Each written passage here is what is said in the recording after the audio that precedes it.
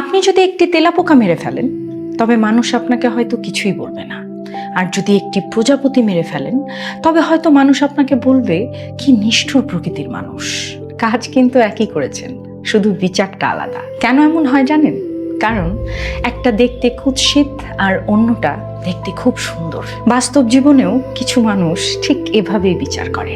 তারা সত্য দিয়ে বিচার করে না, বরং বাহ্যিক রূপ আর নিজের পছন্দ অপছন্দের উপর ভিত্তি করে সিদ্ধান্ত নেয়। একজন আকর্ষণীয় মানুষ সব সন্দেহের ঊর্ধ্বে চলে যায়, আর একজন সাধারণ মানুষকে কোনো সুযোগ না দিয়েই দোষী বানিয়ে দেয়া হয়। এই দর্শনটা কিন্তু বেশ বিপজ্জনক, কারণ যখনই আপনি বাহ্যিক রূপ আর মানুষের চরিত্রকে গুলিয়ে ফেলবেন, তখন থেকেই আপনি আসল সত্যটা দেখা বন্ধ করে দেবেন। প্রকৃত জ্ঞান হলো নিজের পছন্দ অপছন্দকে দূরে সরিয়ে রেখে আসল সত্যকে আলাদা করতে পারা।